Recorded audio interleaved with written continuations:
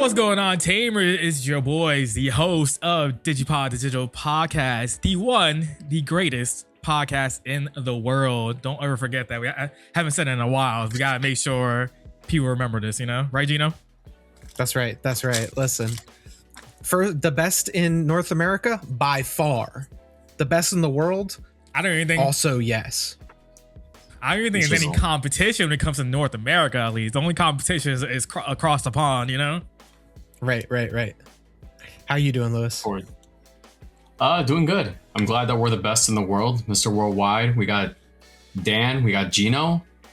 You guys trailblazing this podcasting thing. So let's keep it up. What else were we missing? The guy that supposedly people didn't want back on pod. Are you kidding? We got so many comments on that pod though. Yeah. We're going to I think we should talk about some of those comments. I think today might be a filler episode. We're going to talk about some things, but we're going to talk about that too. Just, I think a lot of it was good comments and some of it is not good comments, and I think we should break some of those down and go in more details. In my opinion, what do you think, guys? Not the DigiPod filler episode. We're going to the hot springs, boys. Yeah. This is gonna be one of those episodes today where it's gonna be straight BS, like the good old days, right? What people didn't like. Anyways, locals. Well, wait. Before we get into locals, Gino, where have you been this past week or two? Tell us all about Disney it. World. I won the Super Bowl, so I went to Disney World. Right? That's how it works. Super Bowl. Yeah, something like that. Anyway, I was at Walt Disney World over the last week. Had a bit of a travel kerfluffle at the end of it, but ultimately it was a really good time. I don't know, man. I did all the parks. We had an extra day to do whatever we wanted, as well as having a park pass. So we did Epcot again because Epcot is the best. It's got the best drinks. It's got the best ride. What's not to love? The Guardians of the Galaxy ride is that ride in question, and it goes really hard. Really great ride. Cosmic Rewind is goated. Yep. Cosmic Rewind, baby. But my cats have been obsessed with me since I've come back because they've missed me so much. Dad, you left us, you whore. Pretty much. Very funny. They don't let me sleep much anymore because they just scream at me for attention. They're like, hey, paw to the face, wake up. Right. No, but it was a good time. I got super sunburned on day 2. So day 1 was just for travel. How? You're Italian. I know. Wait, hold on. I'll explain. Day 1 was just for travel, and then day 2 was just like a relax day. We didn't have any park tickets that day, so we just spent it at the resort at the pool. We stayed at the Beach Club, which has famously the best pool on property. And here's the thing. I'm pretty dark when it comes to like the sun. Once summertime comes out, I tan really well because I'm Italian. However, that only extends to the parts of my body that normally see the sun, like my arms and my legs. So I got sunburned like crazy all on my chest and shoulders because I was at the pool all day. And I didn't put any sunscreen on like a dipshit. And yeah, dude, I usually get sunburned like a little bit. Like you might be able to see some red on my face too, maybe. But usually it's fine. Like it's whatever. Maybe it's a little like unpleasant. This shit was the worst pain I've ever felt for sunburn, like ever. Like I had one night where I was just like, I got out of the shower and it was just excruciating. And like, I put like the aloe gel all over myself and it was just so awful. And then that was it. Like I'm peeling now and it's red, but it doesn't hurt anymore. But it's crazy. Like I got to start being careful because I didn't expect to get sunburn because I like never do, but I also usually don't spend like a whole day at the pool. So. Oh, Gino. Yeah, I had sunburned once when I was like in, I think, high school-ish. Because it was like, I went to Camel Beach. If anyone live in PA, they know what Camel Beach is. Fantastic spot, water park.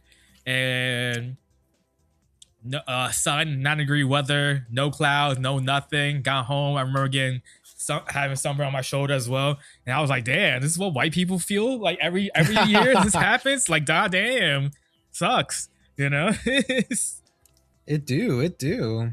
Yeah, but I don't usually walk around without a shirt on. So like I was not expecting to just get freaking sun blasted. It was terrible. Sun blasted. Noun. Yep. To be blasted by the sun. But it was good, man. I had a good time. I got on all the rides I wanted to get on. Ate a lot of good food, drank a lot of good alcohol. I'm not really much of a drinker, but when I'm in Disney, More importantly, that's when I drink. But did you go to Margaritaville? Margaritaville? You didn't do Margaritaville while you were in Florida? Well, you probably didn't go to what's it called? Universal, right? You didn't go to the No, Universal was really fun. So yeah. Full disclosure, I go with my in-laws, so they do like the whole trip planning and everything. It's me, my wife, obviously the in-laws, and her sister, who is like how many years? Like 4 or 5 years younger than her, something like that. So we're all adults. Like it's all just adult Disney, and they're actually planning for another trip, and they want to also do Universal. So I'm excited for that because I've always wanted to do Universal. So that's the boardwalk. What is it called? I think it's not the boardwalk. It's called something very specific. It's like just a bunch of restaurants. You're at the Hard Rock Cafe. You have the entrance to both the theme parks, but there's a Margaritaville right there, and they have a Margaritaville Express where you can just get anything you want from there and chug it right before you get into the park because you can't have alcohol in the park. So you're just there enjoying your time. Bam, you get to the gate and they're like, you got to finish that. I'm like, right now? And they're like, right now, or it's going in the trash. And I'm like, man, I want to chug $12 right now. And then like you hit the first ride and you're like, yeah, you know what's like, I think I'm kind of drunk right now. And then you're just enjoying the ride and you're like, God, yeah, a roller coaster. that's gonna be bad for you. I think I did it once. I did it once and I went on the Harry Potter ride. There are ride. some rides that I just can't go on anymore without like feeling kind of crappy. Like the Tron ride is very cool, but like you sit like forward on a bike and it like pushes on like your stomach and like it's just not a very pleasant experience like when you get off. And there's what other one? That the really popular Avatar ride I don't go on anymore either. Flight of Passage.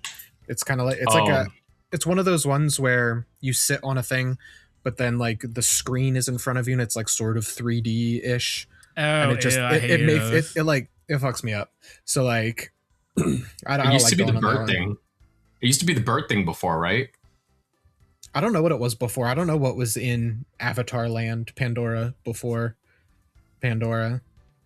But I won Expedition Everest a number of times. That ride rules. Oh no, man. It was a good time. For someone who gets motion sickness, roller coasters are fantastic for me. But it's anything that's like super spinning in one spot for like 5 minutes. Oh, like the teacups type stuff. I hated those. Those things used to get me so sick for no reason. But I could go on a roller coaster that has like 5 loop-de-loops with no problem. But the teacups, they used to cook me. That's where you draw the line. Yes. Yeah, I'll go on. If you ever been to like Six Flags, yeah, I've been on King of the Colic as nothing, which is like the highest roller coaster with the steepest deep, right? With the steepest fall, right? Because it's like a 90-degree angle down, and then it like speeds, right? And when like nothing, but like anything like that's like considered like spinning and like what are it called? The ones they put you inside something and it's like spins dumb fast. Maybe it's called maybe it's Tilt-A-Whirl. Oh, I know what you're talking about. The are you talking about the one where like there's a DJ in the middle playing music and shit? Something like sometimes, right? And you're like smacked against the wall and you can't move. And it's just spinning. Oh my god, that thing is like awful for me.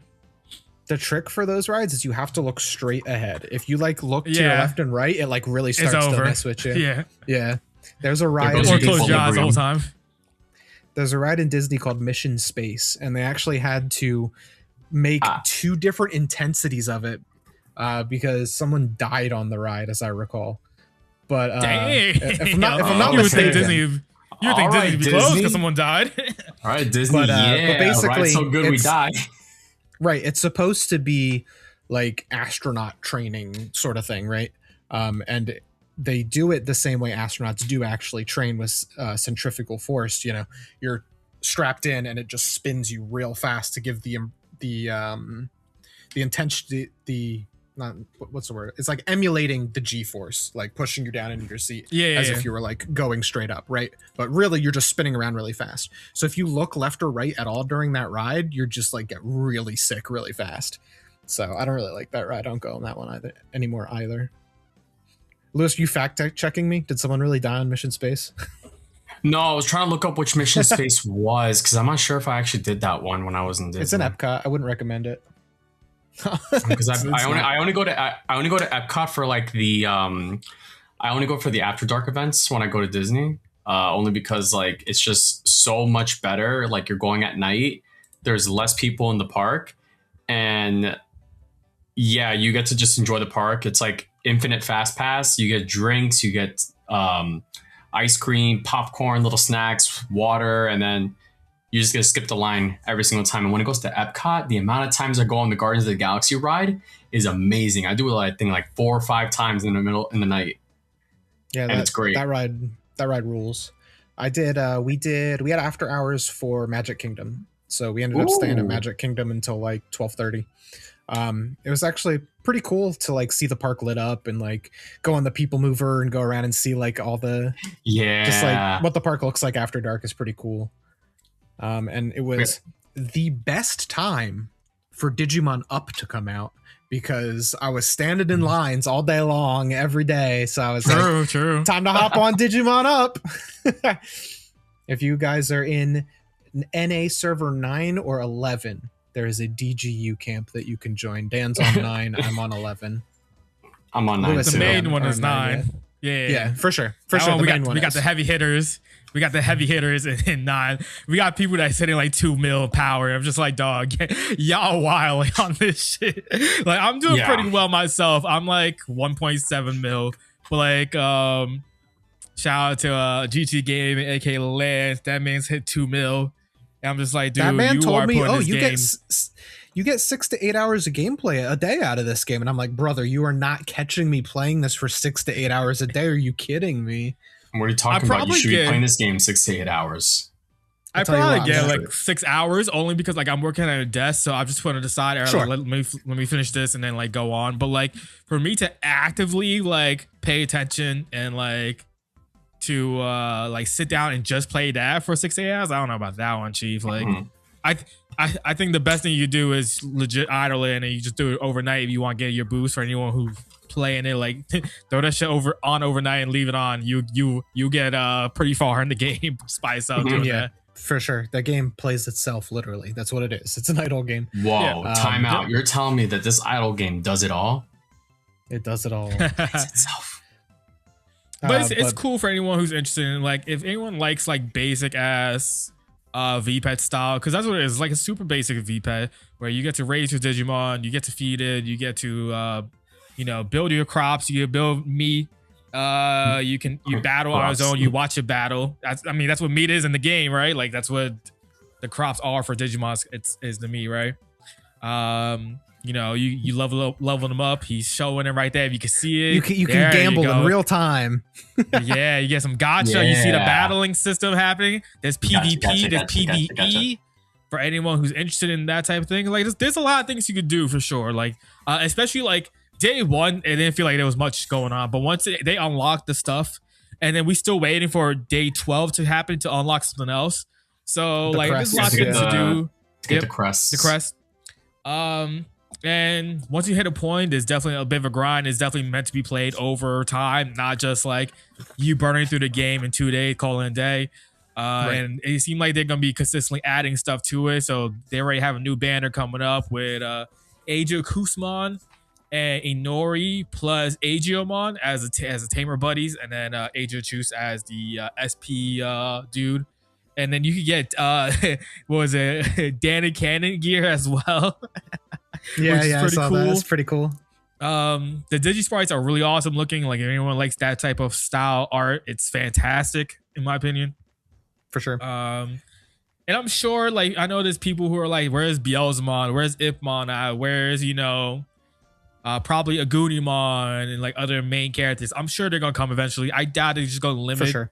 your Digimon that you get to train up to tamers. So just be patient with it if you're interested in it, and it's not like you have to go hard at it at all. It's a fun little game, right? And it's definitely something to hold us over to Elysion and go from there. Speaking of people going hard in the paint, the amount of people that have dumped real money into this game is astounding. But without those people out there doing microtransactions, we wouldn't have future development for other Digimon products. Me. True. I spent probably like $20-$30 in total about on it. I thought the ad pass is goated. Ad pass is goated in my opinion. I thought the Akuamon pass thing was actually pretty good. Like it was really valuable for $4, whatever it ended up turning out to be. And then the hologram one was also good because you got like 10,000 tickets out of this, something like that. You get so much, some stupid ass number. Yeah. And then they had online deals. So Bandai has also a Bandai store that has better deals on that than they are in the game, which makes absolutely no sense. But it is like for like $5. Let's say $5, you could buy like 2,000 rainbow gems for $5 in game. It's like 1,500 or something like that. I don't know what the number is, but I just know it's better. We don't have a DGU code for the Bandai store, guys. At least not yet. One day, maybe. One day. Yeah. You hear that, Bandai? We're here for you. No, not after the Varney episode. We're cooked for a while. Yeah, right. Oh, yeah. That is the whole fact. I play it in the morning when I feed my cats, like since I got back from Disney. And the amount of time I've played this is I have about 19,000 hologram tickets I haven't used right now. You are chilling. Big chill. Y'all bugging. You're about to blow up. You're about to blow up in power. It's not even funny. Like, get all your Digimon, get your first main to 99, and get the rest of rookies. You're gonna see everything blow up. You're gonna see so much blow up in your power. It's gonna be stupid. You said pump the rest of them to rookies. Like, I'll let you know how many hologram tickets I'm at the end of pod. Yeah, right. Yeah, that's like the thing that everybody's realizing. Just because you get rookie so easily, and the power boost from like in training 1, 2, and then the rookie is a lot actually, and so you get a pretty decent boost if you just bring everybody to a rookie and you have your main one as your 99 to do your PvE stuff or PvPs. I'm just gonna slowly get each guy to 99. Like I don't really care about like trying to be competitive with it, you know. Yeah, I got Hercules Coppeteriumon as my secondary mega, and then after that I went and grabbed everybody else to a rookie, and now I'm working on Gabumon to become a mega, just in case for some reason later on they're like, hey, if you have a War Greymon Metal Garurumon, you can make Omnimon real quick. So just in case, we're gonna be prepared for it. Watch Omnimon just be an SP pull and call it a day. That's what I'm expecting it to be. Give us your money. Listen, you can just get everybody to 99, and then you can server hop and do it again. True. The game never ends, baby. The game will never end. Yeah, I started with Hercules Coppeteriumon, and now I'm working on. I have a Togemon right now. Who's a couple levels from Lilymon. So okay, trying to get a Rosemon. Just green guy stuff over here. Not the green guy stuff. But anyway, yeah, so it's pretty good. The game, not too bad. It's fun. I know people aren't fans of it, but it is. I'll be honest.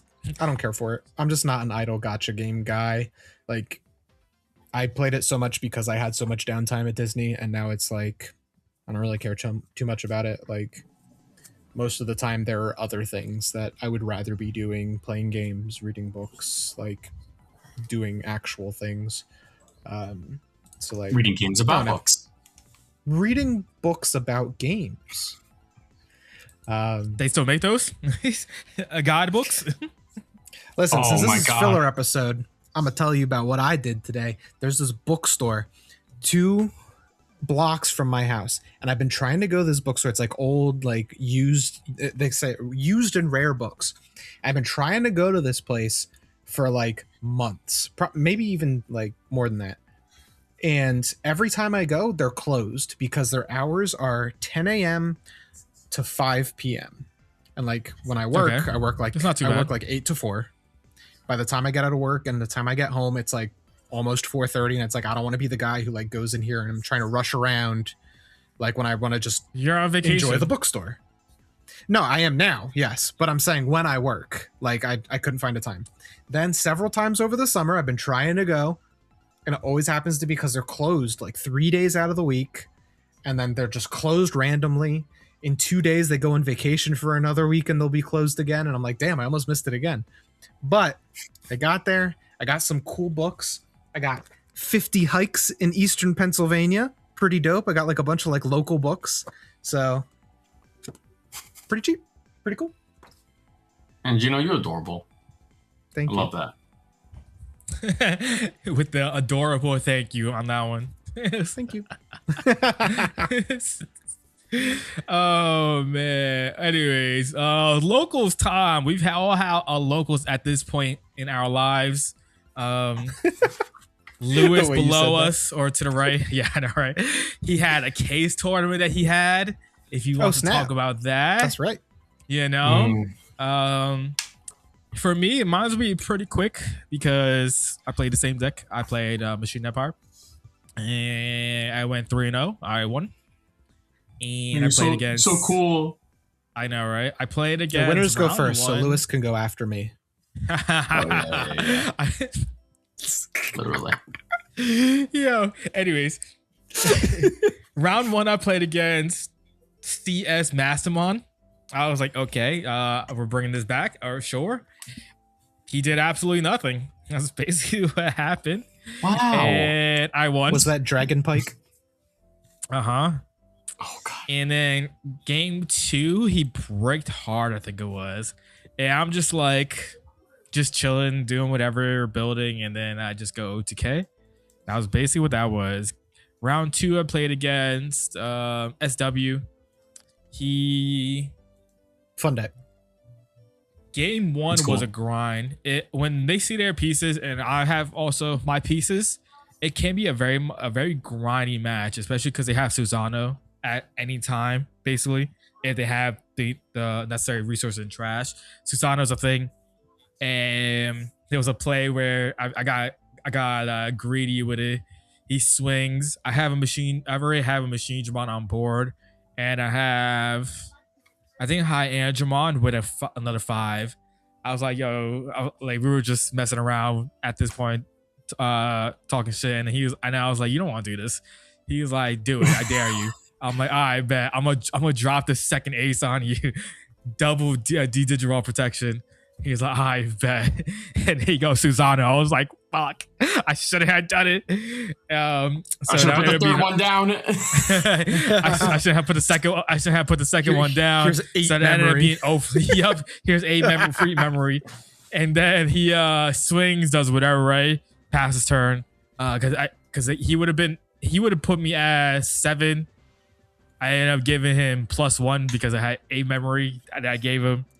It is what it is. I gotta remember that there's an option for anytime I see a Shambhala deck that like Susano is a thing that just pops out of nowhere. So like you should never have Knock, 2 knock. aces on board. Yeah, right. Knock knock, who's And there? then- It's Susanu. But you know, I got the same play too. All right, you going assembly for 8, whatever. Bet I'm gonna do the same thing. Chaos Dramon assembly for 7, and then I dealt with his Susano, and then it became could he deal with it at that point? And I think he hard job Neza. I was like, this is not real. Oh, Oh no, no. I don't think he hard job Neza. He dropped a 5, which that 5 led him into the Neza, I think it was. But the good thing about Chaos Dramon or like Metal Empire, I have redirects, so I stop him from getting the unsuspend, so that allows him to not be as aggro with his damage output. And so, cool, I'll gladly take 16k, no problem. I will fragment, call it a day. And so, because of that, he doesn't also have a block. So now I can swing willy-nilly at first, get 2 checks in. All right, now he gets on suspend, and then I can deal with it afterwards. And that's basically what happens. And it's like when you have like 3 unsuspends under a full stack Chaos Dramon that can, do his when attacking again, put another 2 sources. I don't care about fragmenting from the block. So that's basically what happened. And then game 2 was also, he also bricked on that one. I feel like he dropped the Neza on that one. He gave me like 10 memory. I was like, dog, what are you doing? He was like, yo, this is a brick and a half. I was like, damn. I was like, all right. And I just, did whatever with the 10 memory. And then like won. And then round 3, I played. Yeah. Round 3, I played against Rebumon. That was another 2-0 win. That was kind of funny one. Game 1.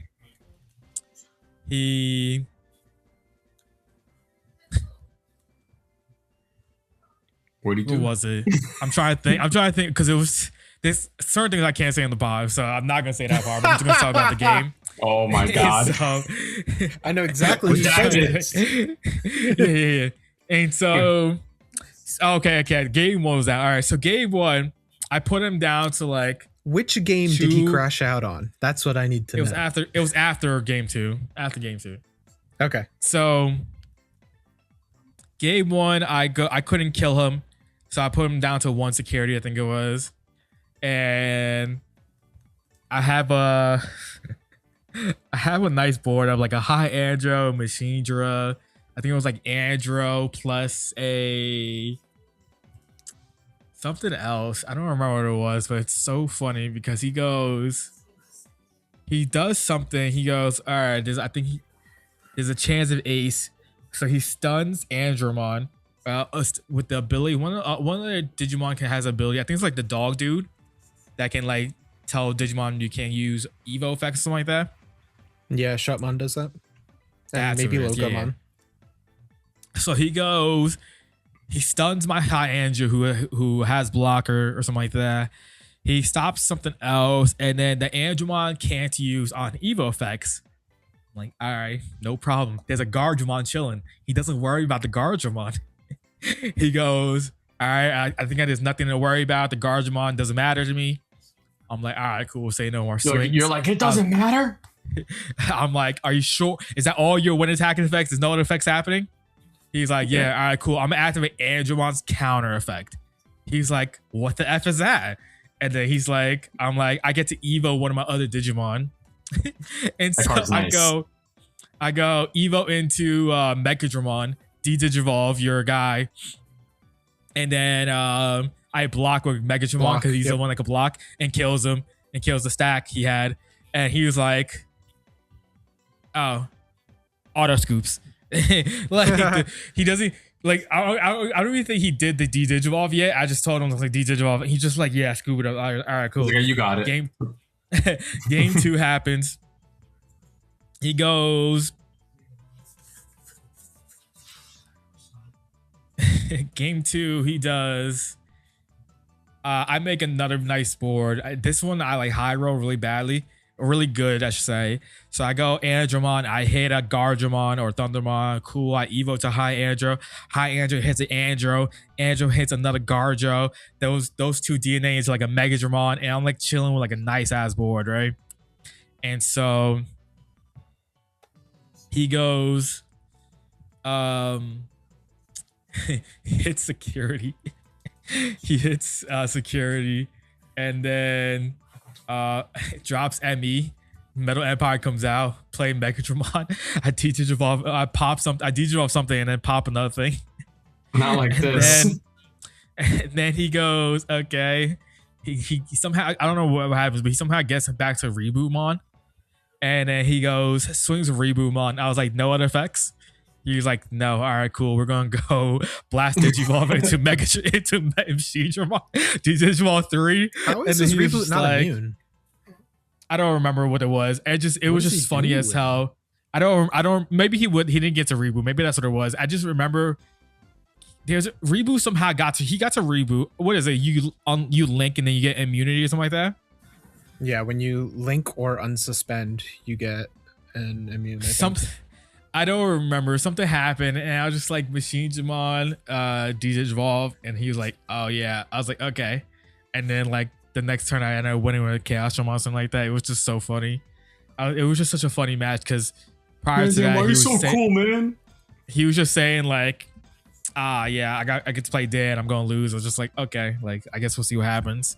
And so it was just such a funny match because like if you go into the match Self-fulfilling then you lose to prophecy. someone, Mm-hmm. right? Exactly. Like you're doubting yourself immediately. Like that's just you. That's not a good mentality. I think if you go into a match, no matter who you're playing against, that's something. Especially that Dan, like should don't work let him on. bully you, man. I'm not even bullying. I'm just playing the game. Stop bullying people, man. I'm Come not on. I am not bullying anyone. I'm just playing the game and enjoying Metal Empire. That's all I'm doing. Metal Empire connoisseur. That's funny. Yeah. As for me, was before my I left locals. on my vacation, I purchased all of the Virus Buster stuff so that it would arrive when I came back from my vacation, and that is exactly what happened. So I threw together the Virus Buster stuff. I said earlier that I had a little kerfluffle about traveling. I was supposed to come back on Sunday. I was supposed to get back at like 2 or 3 on Sunday. I was looking forward to watching the World Cup final, and then good to go. I could be on pod on Monday and we'd be good. Well, my flight got delayed and then canceled. And so we had to stay an extra night and we had to figure out travel the next day. So we ended up getting back at like 7 or 8 o'clock, maybe 8:30 p.m. on Monday instead. So I quick threw together Virus Busters. I tested it out Tuesday morning a little bit. And then I was like, all right, we'll play Virus Busters tonight. And it's really fun. I really like Virus Busters. It's if you have like the cracked hands, you just go insane. Yeah. Like you just need like 1 or 2, like a memory boost banked, and then you can kind of just do whatever. It's pretty cool. A lot of the time you can go Garurumon swing, use Virus Busters and security effect to play something for -3, DNA those 2, then swing your 5, let the 5 play your other 5 for grand total of 2 memory if you have your whole setup, DNA those, swing your 6, play the 6 out for 3. Like it's pretty cool. It's very fun. And Omnimon is pretty good card. He's Omnimoning. But honestly, I think the 6s are better than Omnimon because they have decode on face, and then your 5 also has decode. So if it's removed ever, here's 2 bodies. A lot of the time, Salamon and Beetle Gamamon both have barrier as inherent. So a lot of the time, the only way to remove them is by using an effect of some sort. And so spitting out a Wereguru that stuns you or a Metal Gray that kills a 6k, pretty good. The Wereguru especially is just really goated. Like the stun a Digimon or Tamer every turn, very, very good. Strip sources. That's when you get to Melga. Melga does the strip and a stun. He's so great. And it has evade because that's Melga's thing these days. You could, all right, so round round one I played against all 4 stuff. Right. Round one I played against Medusamon, I won this one 2-0. Literally, I just went faster. By the time he found level 5s, it was too late. Like I had already established stuff. If you tried to delete it, oops, you're stunned. Now you can't even swing.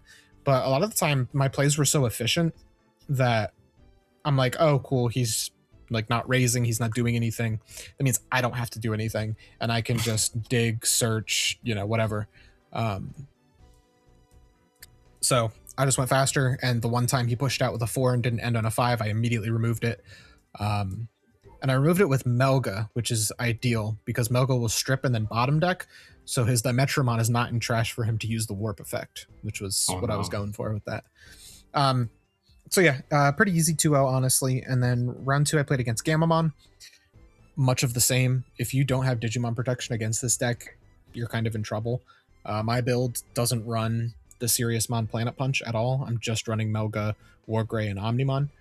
And they're all really strong Digimon effects. Wargray Digivolves 2 and then pops lowest. Melga strips 4 and then bottoms decks basically anything because it's going to have more sources than your Melga, or it's going to have less sources than your Melga. And then obviously Omnimon's a very strong closer. So he really didn't do much both games. He got into Sirius once and got his end of turn 2 checks off. And then I answered it the next turn. And then game 2, he got into Arcturus. And I just did the same thing. I just answered it with my 6 the very next turn. He just didn't have enough power to push for game either time. And then round 3, my only loss I took was against Data Squad. I ended up winning this one 2-1. This guy just has it. Me and Dan were talking about this in our chat. Whenever we play this guy and he's playing Data Squad, he has all the cards, man. He just draws like crazy. And for the record, that man is Data Squad incarnate, like a sort of guy. Seriously. So he plays a Shine heavy build where he runs Marcus and Algu and some of the AD01 Shines. But first check, all 3 games were Thomas and Marcus. I'm like, there's just no way, dude. There's just no way. There's just no way. The first game, but actually I was fine because the least amount of memory I could pass him was 3. So passing him having to pass turn at 1 was actually ideal for me after I hit the Marcus and Thomas. It's like, okay, cool, fine, whatever. And then game 2 was the only game where my deck didn't function. I only drew 3s, 4s, and Omnimon. And like the 5s and the 6s are easily the most important part of the deck. So it's like, I just wasn't doing anything all game. I kept slamming all Gumons to get draw and search and stuff, and it just wasn't happening. So variance, whatever. And then game 3 was very grindy. I think he had burst mode twice in that game, but I had enough stun off of Wergururu to stun burst mode so it doesn't get 2 checks, and stun tamers so that they couldn't get multiple checks. And then on the very last turn, I had Wargrey and Melga on field and a Gabu. And he chose to use Shine Greymon burst mode, which was already stunned off of Melga's like lingering effect. Like that lingering effect is crazy. When Digimon are played or digivolved, one Digimon can't suspend. Huh? Anyway, Yes. So he swings his Marcus and Algu, I think it was. And he goes, all right, I'll use burst mode's effect to pop the Gabu. And I'm like, okay, counter timing on my Wargrey. And he's like, oh no, I completely forgot about that. Counter timing, our favorite word. I basically get to Evo into Omnimon for free. I got to get rid of that body, stun another body. Or no, I got to redirect that body and recover one. And that was enough to prevent him from just swinging out with all of his tamers. So pretty fun. I really like Virus Busters. I still feel like the build is not completely solved. But that's half the fun of it for me. So had a good time with it. Lewis, how'd the case tournament go? We had really bad weather on Saturday, so a lot of people did not show up. We had a grand total of... That's probably why 19 my players. flight was delayed. Because we had a bunch of bad weather. And then it was like... There was a tornado in middle PA. Right. Mm-hmm. I bet you my plane didn't even go back. So like I bet it was still in PA. And that's why just hanging out. They just canceled my flight. Yeah. But whatever. Neither probably. So we had 19 players. I ended up taking in Hoodimon as the deck that I wanted to play. Because I see Dan shaking his head, I'm going to ignore him for a couple seconds. So the deck still has access to some pretty strong cards like Chitose, Hoodimon, and the one of Shakomon. But I was able to play the NSP Anjouwomon and Pyodramon still. So the NSP Anjouwomon allowed me to play Dia Rabbit, the new dual card. What is it, Tuskmore or something or another? Truskmore Advance. And that card was pretty fun to use because I was like, I'm able to suspend 2 things and they don't unsuspend, and I can unsuspend, and then I get to fight somebody and I'm immune by effects. So, the majority of my games went into game 3. I just could not close it out. Gatsumon, when I saw Reveal 3 and I saw Monarch Lizardmon, Dire Rabbit, I'm like, yeah, this deck ain't doing anything. So it was just a slow decline into me being like, yo, if I use this Gatsuma and I reveal cards I can't search, it's going to feel really bad right now. So game 1s tend to go into my opponent just shows me what their deck can do. And I'm okay with that. Game 2, Lewis's Chitose. He raises up his Tentomon, activates Treadmill, goes into Hootie for 1, proceeds to OTK. Feels great, by the way, going into a Shakomon, being able to DeEvo, force the fight. I sometimes just chip him out, bring him to 4 life, and then from 4 life you can kill. Because most of the time in this economy? Yeah, chipping in this economy and praying you don't hit anything that could be sticky on the board. So then you would go at 4, you'd go activate, Tentomon go into Hootie swing 2 checks. Evo the other Eric on the board into a Hootiemon, swing Alliance for 2 checks, and then I get to DNA one of those other targets into either a Shakomon, Anjuwomon, or Piledramon, depending on what the situation calls for. But because I'm playing Gatomon doesn't grab me any of my other DNA targets. So, I wanted to play the deck. Every once in a while, I always sleeve up a deck that, got hit pretty badly. So I try to play again. Happened with Taka, happened with Hootiemon, happened with any of my Word Guru decks after they get hit on the ban list. So I went X, never got a win. And it was fun. It was fun still. I'm happy that I was able to sleep with Hootiemon. So you went X and 4? You went 0 and 4? I went 0 and 4, man. But Dan, sometimes it's the friends you make along the way that matter the most. Brother, I'm not having fun if I'm not winning. You're also not wrong. You're not friends wrong. And you're 0 4. You're not wrong. You're not wrong, but I also didn't have much of the new cards to make the decks I wanted to play. Like I wanted to play Sign-In Warriors because I thought that deck was kind of fire. The deck's cool. Like who doesn't like Dynasty Warriors, the deck? So that's why I wanted to play it. I was also like on the same idea of also playing Toho Braves, but I feel like there was going to be too many Toho Braves. I wanted to play Toho Braves because it was the closest thing to like Common Riders. So I wanted to play that deck just because of the name sounded really close to like a Common Rider. And none of my cards came in on time. Yeah, shut up. So none of my cards came in on time. I literally got all my cards on Monday.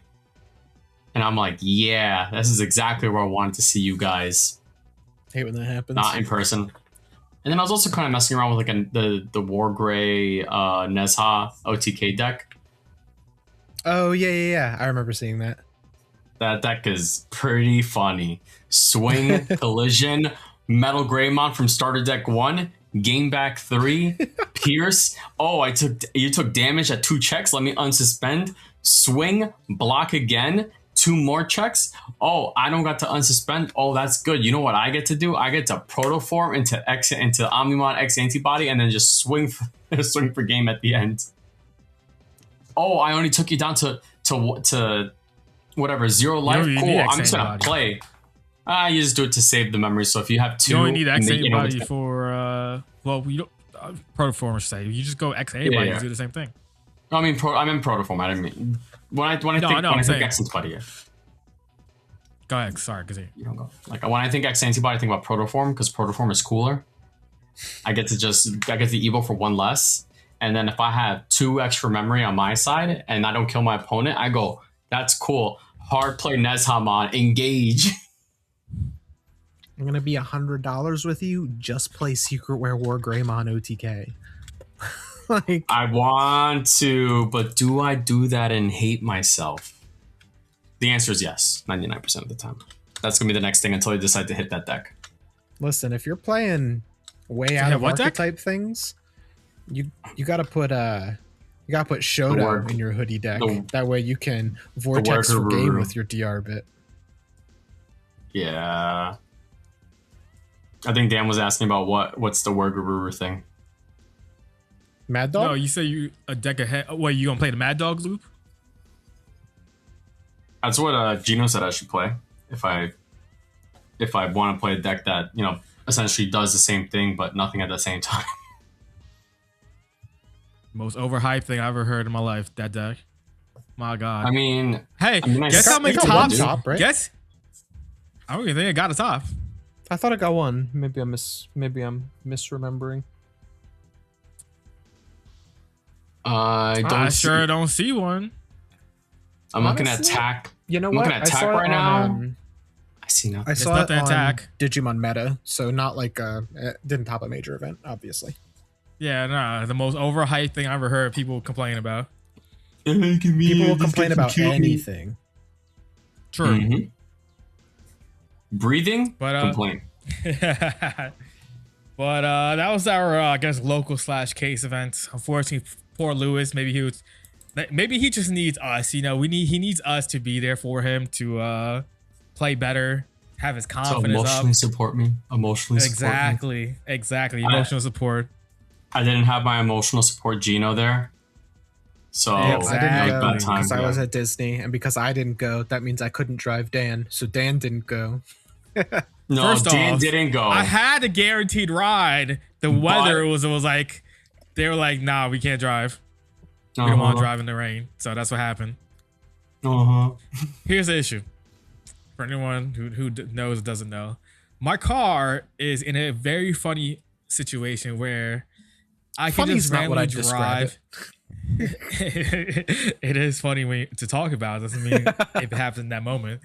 My car will randomly go into limp mode. It has not done it in the last year, but my fear is going somewhere like to like Jersey, which is like an hour and a half drive or whatever, and then God forbid I'm bringing someone with me, and that happens. I gotta pull over.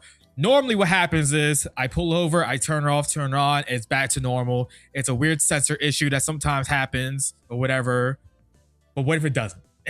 That's always my fear. What? And so that's why I don't drive my car like to Jersey, like when we drive. Plus, if I'm bringing 3 people, one of them is not going to be comfortable. My car is small. Like it's only comfortable for You me do have a because small I car. have my seat. My seat is all the way to the back. There's no space. And if the person that's big that sits in front or something like that, I don't drive like that.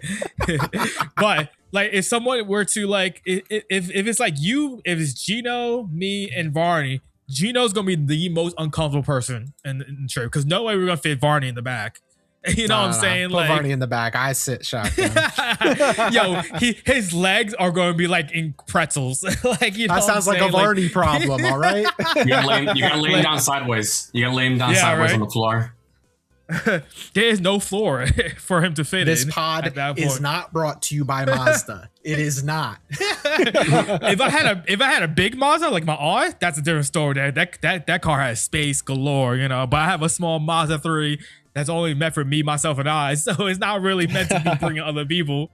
And so, like, you know, Not the Mazda for friends. That's over. And so, you know, that's why I don't drive. Like, you know, if it was just like me and Gino, if my car didn't have that situation, I would tell definitely like drive. It's not like I'm not trying to avoid driving. It's just that part of it. And the problem is I got it fixed, and it happened after it got fixed. I got it fixed again. It happened again, and then it went off twice in one drive. And ever since then, the engine light has been on, and the car drives better, quote unquote, for now than it had previously, which is the most wild thing I've ever seen. That's crazy. And when I brought them to get And it to her. check, when I brought it to get checked, they're like, we don't know why your engine light is on. It's showing old sensors. Like the sensor is reading old issues. I'm just like, that were fixed. I'm like, that's so weird, but okay.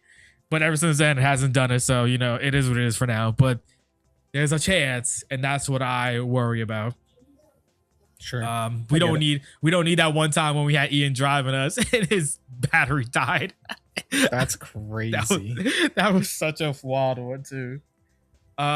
This pod has kind of gone off tracks, but anyway, let's get back on track. We're gonna talk about some of our comments from last week. Last week's pod was the one where we had the main topics was the 5 biggest issues with Digimon currently. We had a lot of people who made some interesting comments. Definitely want. This is a comment reel. Way back when Varner used to run this show, he does not do that anymore. We used to have like a comment show. Hey, someone got something going on. Anyways, we used to comment Gino. review previous pod episodes, and so we're gonna do that this time. Take a couple minutes, check out some good, bad, indifferent comments. We got one. The first one we're gonna talk about is from Dark Fiddler. He was like the latest one or something like that. He says, I don't know if MST is the answer. I do think it wouldn't be run if that's all it does, especially not at the 3 to 4 cost Varney suggested. I think more turn limited floodgates or passive taxes would help a lot. Sure, you set up a training, but Talisman will DigiGuard if you use it. FM will balance it if you use it, even just when your opponent, brother in Christ, what are we doing here? Will activate a delay effect, gain 1 memory, or something that can mess up with the math. You know, that's my preferred solution. Don't mind the gate concept and have been considering what the game looks like at 6 to 8 security instead too. Fellas, what do you think about this? Real quick, I'll add. I agree with the MST is not guaranteed 3 to 4. I think Varney is smoking crack on that one.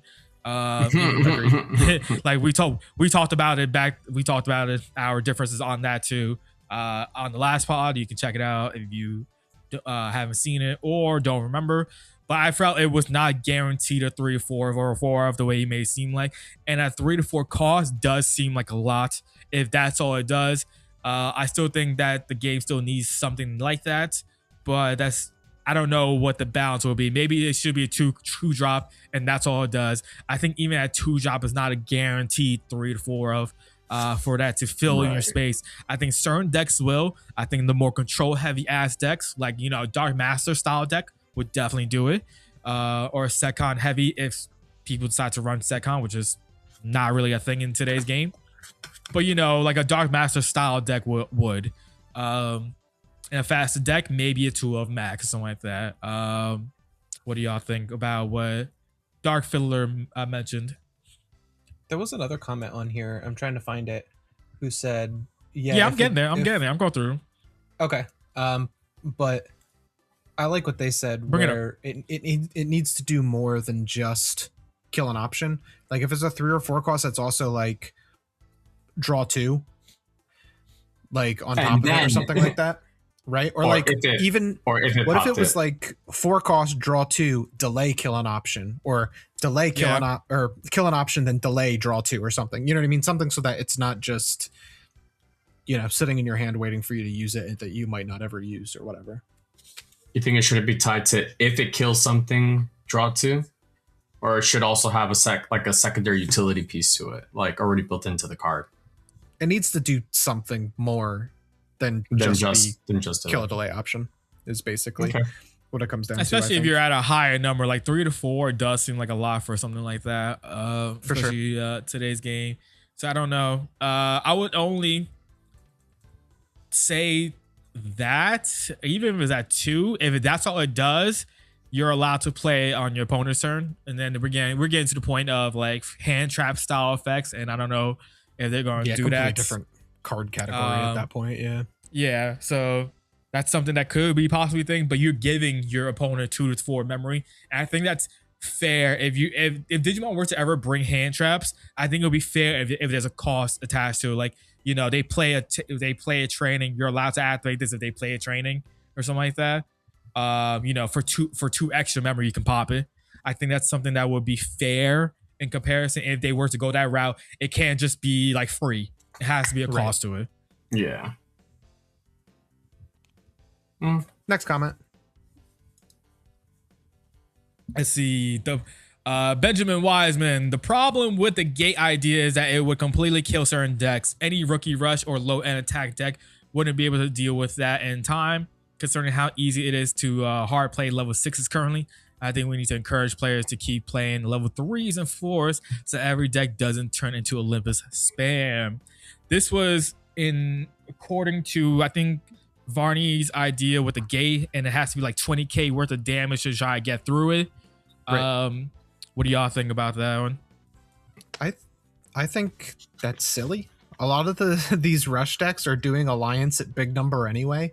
Like, I don't think the gate idea would necessarily kill off. Maybe certain decks, sure, but like a lot of the time, what are all of the rush decks doing? They're doing like 2 big checks with Alliance and then DNAing and doing another check and then like that kind of thing. Like even Angel stuff. If the gate thing became a thing, you just wouldn't swing a Shacoman yet. You'd get your Minerva so that you could do your 2 Alliance checks, get the gate down to almost 0, and then finish it off, and then, you know, go and do your shenanigans. Right. I don't think it necessarily kills some decks, because what deck other than like Mad Dog Loop is doing that? Yeah, not many decks are like No. rookie rushing as much anymore. I don't think any are really. Like Toho Braves is swinging a big number. They're dropping Susano, swinging a big number. SW is playing a level 5, which gives their other body an Alliance, which swings at like 14k or something. Like, Yeah. Medusa swings at minimum 12. I don't know. I don't buy this one. I'm sorry, Mr. Wise Man. Lewis? It doesn't seem wise. I mean, Gino sort of hit the point on it that like a lot of the decks right now in the meta are hitting like indefinite like numbers, amount of checks. You have things like, you know, Susano just clearing out boards in and of himself. You have sign-in warriors that are just controlling the board either way. Like, you know, just let me have a little bit of like protection from the other shenanigan decks that could just come out of the woodwork and just let me sort of like play with my deck in a weird way. Like, I don't want to sit in front of you and then all of a sudden I'm locked out of the gameplay because you put me at 0 life and I didn't even play 2 cards. Let Lewis play with his deck, okay? Yes, I need to play with my deck.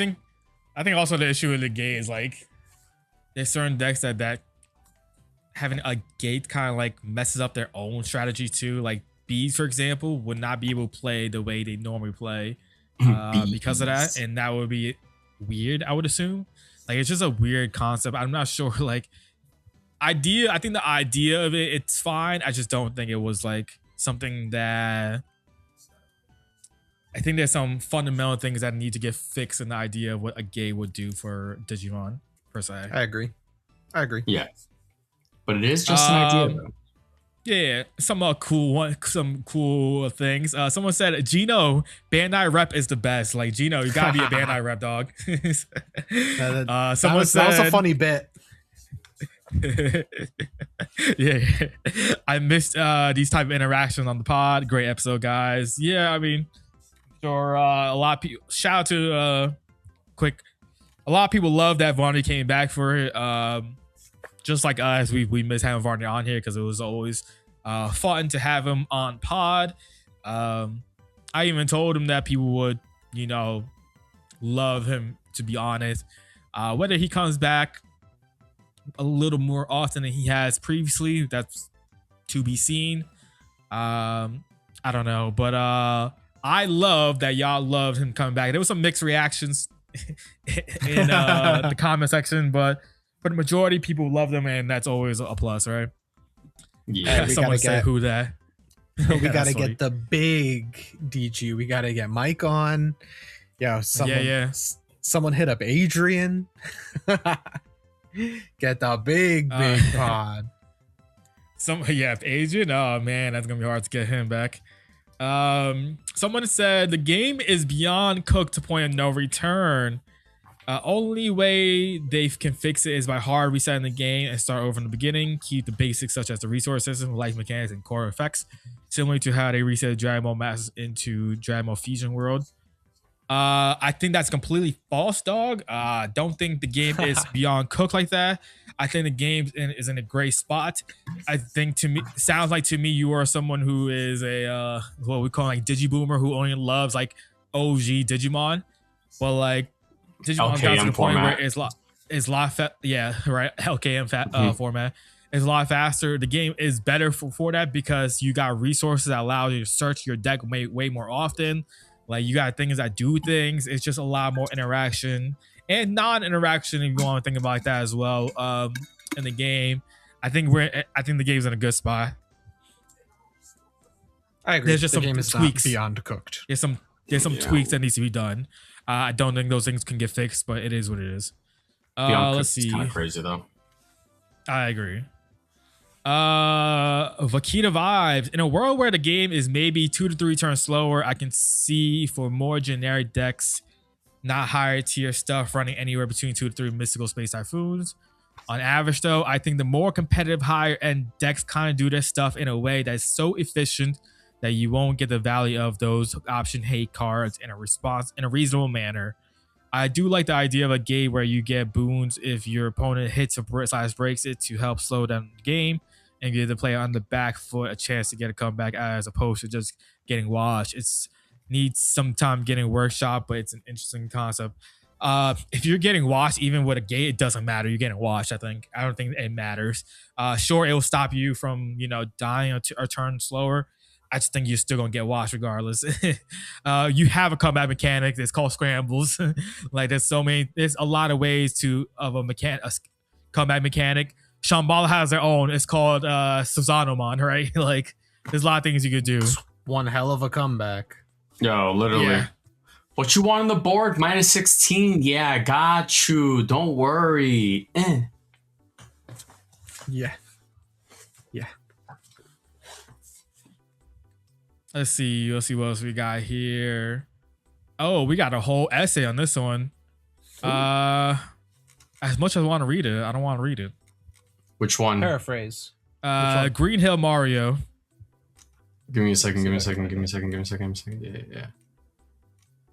Yeah. This is the color. He was talking about the color. The color thing. There's color identity, which I think there is color identity. It's just very hard. Like the way they do it is very interesting because like if it's multiple colors, then like blue green, for example, like you're gonna get the suspend or battle plus a Digivolve somewhere. Like the way they do it is very intricate compared to what they used to do. Yeah. Someone said the discussion over DNA is important, but the problem is what gets hit in the crossfire if things change. I'm now working hard for a match that my opponent gets one free turn to remove. That makes the deck DOA permanently. In Imperial, you can make the exact same rule change, but since promo exists, unless de-evolved, it will live. Yeah, DNA is a weird situation, right? Because for example, if we hard limit DNAs, something like Millenniumon is dead out of water. Like Millenniumon ain't your deck is cooked. It'll just get hit with a rock. Yeah, it's hard. Omnimon is probably a dead deck at that point, right? Yeah, you can't let the poster boy get hurt. That was Right. why my suggestion was that you specifically print cards that have rush on them, not just making DNA. If DNA, you gain rush. Right. Like that's the effect. Or something that's like the that, effect. yeah. Not the actual mechanic of DNA digivolving. Right. I don't think the issue also is that it's like everything is free. Maybe it should have like cost like 1 memory to DNA back then. So like there's like a offset a little, but like I get why they did it. The biggest issue regardless is the inheritables having, being able to reset inheritables is also the biggest issue as well, right? Being able to go, you play the Hootie loop, right? You go DNA to shock, you go Palmon, Digivolve it yourself, go back to Hootie, you swing, play body out DNA, you do it again, right? Yeah, Lewis basically. doing shenanigans. That's Right, the so that was always the there. biggest I'm just gonna issue. hit him with like a hoodie. Hey, yo, we're in the 90s dance things back, That deck does DNA. That was probably the most ignorant DNA deck of all time, and they did the right thing by hitting the Shakomon. They were like, "Oh yeah, the Chitose is a problem." I'm like, "Yo, who's the problem?" I'm like, you know what I could do with one Chitose? I can still kill you in 1 turn. It's like because you goddamn have 4 Shakomon. shocks. Yeah, It's the same concept with Angel Loop, right? It's legit the shock again is the issue. Being able time to hit DNA, another shot. You Time to spit hit the body another out, do it Shakomon. again. Especially in like just the way the game is. The teapot go crazy. Yeah. It's always a How problem. many times must we teach you this lesson, old man? It's every time a Shakomon, like without Here's fail. a comment that's It became a whole comment thread. Someone says, for 3 muskets, I definitely see the logic behind hitting bind red trigger, but not gonna lie, I do think Hurricane Screwshot needs to go more than anything. The memory printing is ridiculous. And it became a whole thing about like why bind should have been hit and why Hurricane doesn't matter as much. As a resident Bullstar player, Lewis, what do we think? Do you think Hurricane is a real issue, or is it still bind red trigger, and why? So the reason why bind red trigger is the more like important hit and not Hurricane Screwshot is because red bind trigger does not interact with your opponent, period. Yes, if I Hurricane Screwshot, gain all the memory back, and that's my only option that I can just be cycling, playing for free, doing whatever. Yeah, I get to clear out your 3, 4, and 5. Yeah, I get to gain the memory off of it. But red bind trigger on activation, trash security, I freaking tuck it back underneath BL Star dual card with its own effect. I get to activate the save card from underneath it. That's 2 checks. Maybe I chipped you, maybe that's 3 checks, and then I just go BL Star X, activate the other copy of it. When digivolving, that is 3 free checks that I've just done just by paying 3 memory and going over a Lady Devimon. That is ignorant.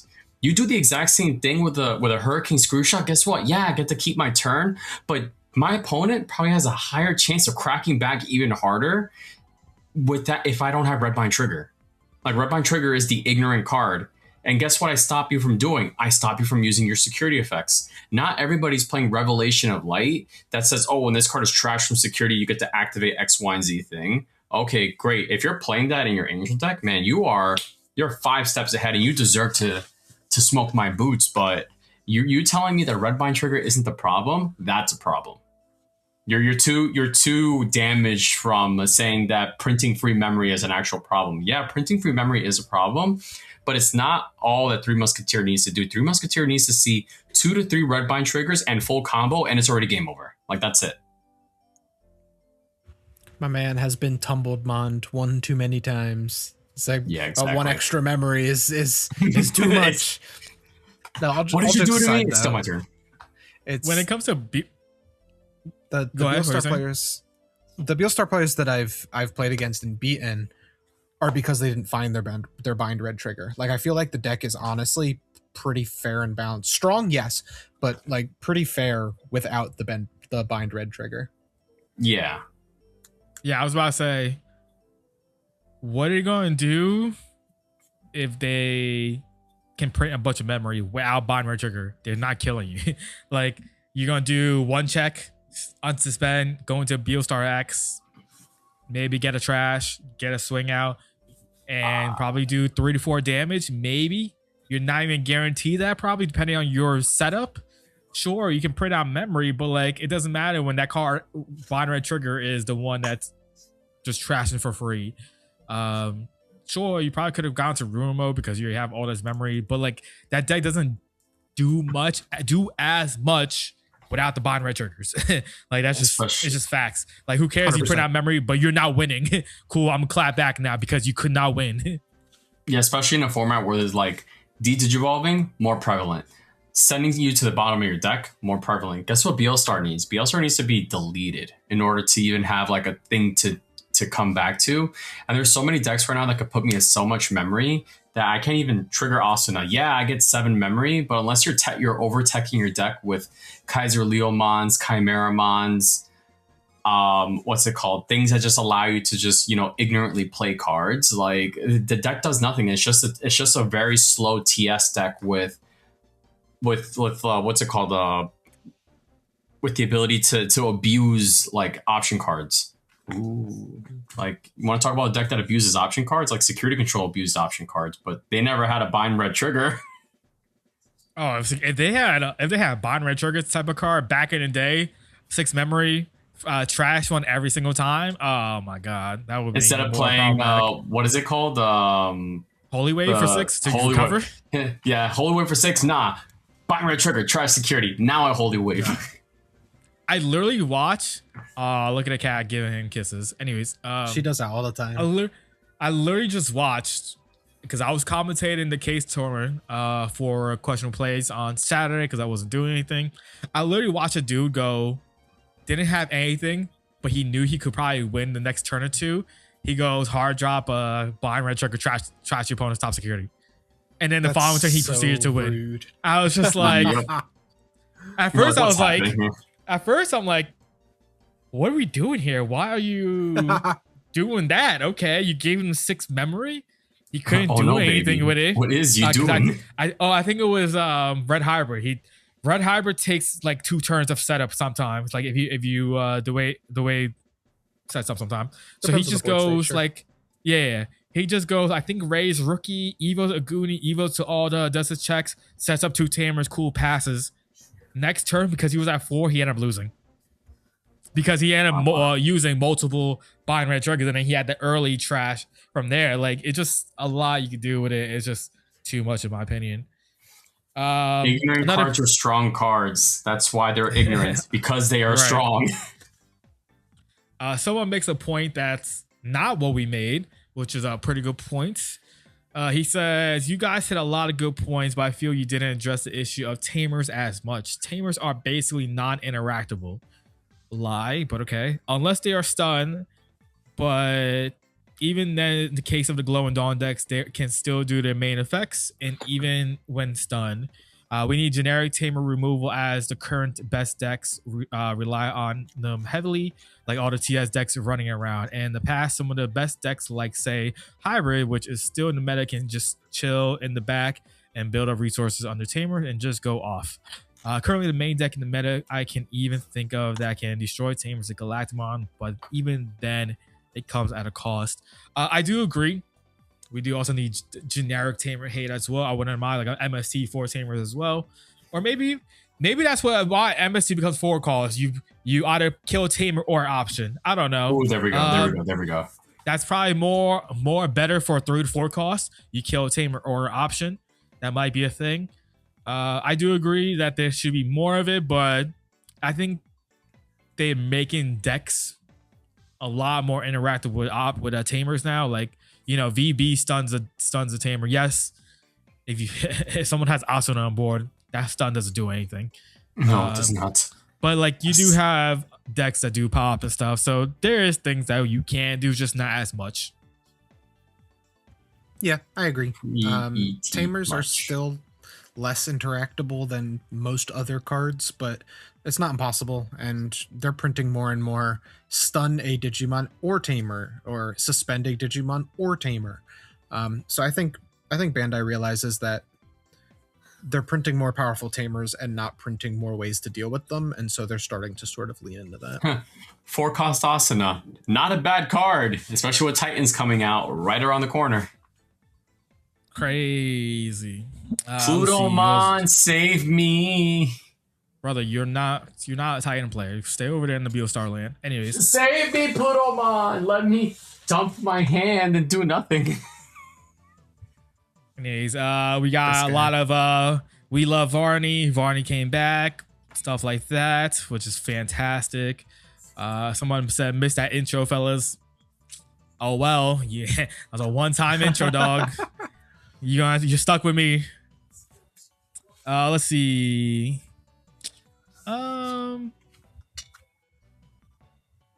As much as I like the idea of generic tamer option removal as a 1-for-1 card, it sounds like a good idea in theory. In practice, I kind of feel like the decks in the game don't really care about options in the back, because like most decks have good Digimon removal baked into their strategy in some form or fashion. Also, at this stage in the game, is designed as just a 1-for-1, assuming that's what it would be. It wouldn't be run, because sure, you get rid of one option. What about the second one? You eat it? Yeah. Fair point. I would say instead of 2 trainings, they got only 1 training. So like, you guys think about that as well. Sure, if they have a rookie in the back and double training, not guaranteed to go to a mega in that same turn. You guys think of it like that as well. If you were to go the 1-for-1 pop 1 at trainings, they're only going into their champions for free, and now everything else has to use their cost, unless it's like a champion that has baked in reduction evo or something like that, like, you know, Greymon X or something like that, right? But But if not, they got to use their full cost. So that's why you got to think about it like that as well. In practice, I think it's still a good thing to be a 1-for-1 like that.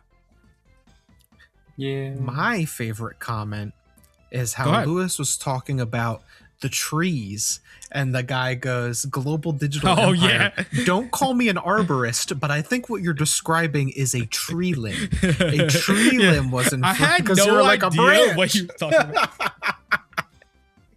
I had no idea what that comment was towards to. I forgot. I forgot about that too. Lewis is like, "There's a branch outside my house. I can't move." And Dan's like, "A branch? Just move it." A tree limb. A limb of a tree. A tree limb. A tree limb. Okay, Nah, you that's know fact. what? Thank Yeah. you, global digital empire. That's what we Now- needed. That's what I needed. That I'm gonna at give that a that thumbs That's up point. right what now. we needed. You know what? I'm gonna give it a thumbs up too. Where is it? One second. Oh Heard it. my Pin that comment. Put it on God. top. That's funny as all hell. I agree. Someone else said they forgot my boy Ultimate Brachymon has full immunity every turn. Hey, you know, if you put him at If you put 5 him at memory, 5, you get yep. that. You get that full memory. Totally forgot. Someone also mentions Galactic. Totally forgot about the new Galactic giving full immunity as well. Great card. Good card. There's a lot. This one's probably one of our most commented episodes. It's been a while that we had this much comments. We appreciate the engagement y'all had. I know this is a very good topic for that, so we do appreciate that y'all commented and y'all made your voices heard for that. It's like over great 50 times. comments. Pretty sick. Yeah. So thank you a lot. Yeah, we appreciate it. Y'all should comment like that on every pod. You know, True. moving forward. I'm just saying. Just don't forget, like, subscribe, and comment down below. You know what I'm saying? The more The Holy comments we Trinity. see, the more comments we get, the more likes we see, the more views we get, the more reason we have to drag Varney by the root of his hair. Exactly. Exactly. You know. Also, if you're on mobile, hit the hype button too. It helps, you know, with the algorithm and all that stuff. Yeah. Yeah. That's So, what and we also, need. if you guys really like and or miss the comment review section of Pod, let us know and we will do it more often. Yeah. We'll try to do that. If I don't forget, usually that's the case. Probably comes down to- I won't forget, chat. Don't worry. Gino, I'll forget. Gino got us. Gino got us. Let's go. I'll forget. Don't worry. Next thing I guess we're going to jump into is, if anyone doesn't know, we are late on pod of recording, so we got the information at hand. This weekend we had 2 regionals. We had one CoreTCG hosted by CoreTCG in LA, Pasadena. Pretty cool. Cali, Pasadena, I should say. And then another one from Tax Games in Australia. That one had, I think, 64 players, while CoreTCG had 300 something. Awesome number to see. Let me share my screen and we're going It to says talk about these 398. tops. Almost 398 players. That's crazy. Yeah. That's awesome. I feel kind of, I don't know, heartbroken that TAC only got 64 players, unless this was like a store tournament.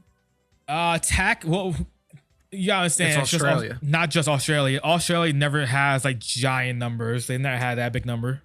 Right. Dingo ate my baby.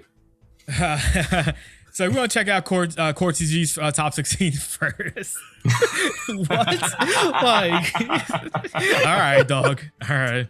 We're not gonna talk about the kangaroos instead. That's what's more important over there, not the dingo. Yeah, Dingo ate my baby. Not like this. Oh my god. Anyways, we got CoreTCG's. As you can see, Alter S won CoreTCG regional in person 9-0. It's quite impressive, honestly, because Alter S is one of those decks where it's such a high roll ass deck where if you hit on everything, this feels like the greatest deck in the world. If you don't, you're just sitting there playing with your thumbs and hoping God helps you in security or something. You know what I'm saying? Like, Basically, it's That is what you're talked doing about the it, whole it's pretty time. crazy. when we did the Can I tier list DNA, pod, please? it's like a competitive deck with like locals level results. Well, it got there, you know. Yeah. 9 rounds. So I think we ended up putting it talking into about grade. the, So crazy. makes sense. yeah, we did. Top 16, only one Alter S. Jupiter, Volk made it. TS Angels, what a good top 4. Then Toho Braves at 5, Galactic at 6, Jupiter at 7, and Beelstar 8. The fact that I'm saying Beelstar as number 8 is impressive. That these decks were able to like win, do well against Beelstar, because Beelstar is up there when probably one of the most represented decks in the set. And damn, then we when I got tell Glow you and Dawn. Toho is crazy against Beelstar. I know Toho is crazy. Yeah. Oh, I guess crazy. yeah. Okay. Yeah. Glow and Dawn at 9, Volk again at 10, Toho Braves again, Puppets makes it, Beelstar at 13, more TB, CS Angels, and at number 16 we make it in with Metal Empires. Excited to see. See, I told you this is a tier 1 deck. But anyways, I told you it was gonna make a top eventually. You know. Anyways, You did. Let's jump into Ultra S. Check out this Ultra S deck. See if it's anything crazy or not. This is before we move on to the deck list specifically. This is an awesome. Ooh, like, I top pressed the wrong 16. button. This is like a. I think really so too. It's so good, spread. like spread. Like we It's got a stupid spread. couple Volcanus, couple Tohos, a couple Jupiters, and then one of everything else. Like that's awesome. I love that. Yep. As you see, we're running just your kind of standard outside of the Gabu X. We got the black Gabu and Agu, and then we got the blue CS Gabumon. That's the greatest searcher in the game for the Omnimon. I feel like you just grab any Omni, and then CS. So I think he's running also CS stuff too. The 8001 Greymons, your Alt and Sag, and then Blitz, Crest, and Metal Guru. I guess the holy trinity of combos. There's no CS cards in this deck except for that Gabu. There's not. I lied. Which I lied. Is why it's at a 1-off. Well, you hit on the Gabu for sure, right? Is it 1-off? Okay, yeah, I wasn't. It's a 1-off, so you can't hit on the Gabu. That's the only thing you need, baby. You're just you're grabbing anything that's the Omnimon. I don't know why. I just did not see the one. And then we're getting spicy as the 7s. We got Ultra S and then 2 of the EX12 Omnimon. EX12 Omnimon is a pretty good card, right? So much so that this person thought it was good enough to split with Ultra S. And then 4 Utes, some Memboost, not just some, 4 Garnet and 4 Midnight. Let's go Midnight. Yeah, that's crazy. Since Yeah, that's kinda crazy. Six's assembly, the analog youth makes perfect sense here. Yep, it sure does. This is working. I was hoping it did. Yeah, legit, this is probably your most standard ass Ultra S deck, and nothing too crazy really outside of like he was still running 4 Omnimons. Like at the end of the day, it was 4 Omnimons. You were gonna have those. New Omnimon is really good, so it's not surprising. You could just go, 2 checks with Blitz and Crest, unspend, do another 2 more checks, go DNA, and then Omnimon trashes, and then you go for game or whatever, right?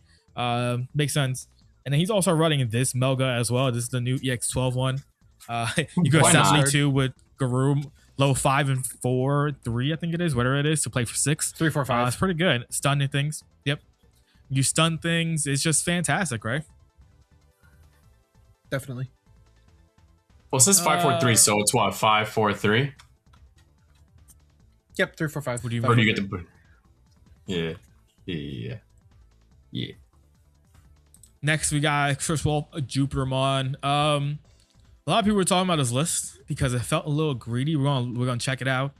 Elecmon's pretty standard. It seems like Lunamon is like the new secondary searcher for the deck because it searches the same thing as Elecmon. Plus, you give jamming, not bad. Jamming cool. Yeah. You got the 8 Agios, makes sense. And then the split of the Agio Chusmons of 3 of the BT24 one, the 2 of the promo, and then 3 of the blue. Blue's cracked. I think blue allows you to do shenanigans. It makes sense. Allows you to de-evo, block, and unsuspend as an inheritable, because why not? Yeah. And then this man said, I'm playing all the Olympus 12s. Oh, man. This is a theme that we're seeing a lot in Jupiter lists where it's like, yeah, it's a Jupiter list, but then I'm also running all my toolbox level 6 Olympuses. So explain to me why, because it feels like to me as someone who's doesn't play this deck, I want to play this deck, I just haven't built it myself.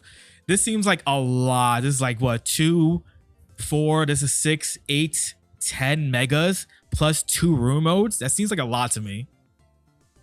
it is, but also you have the space because you're only running 8 4s.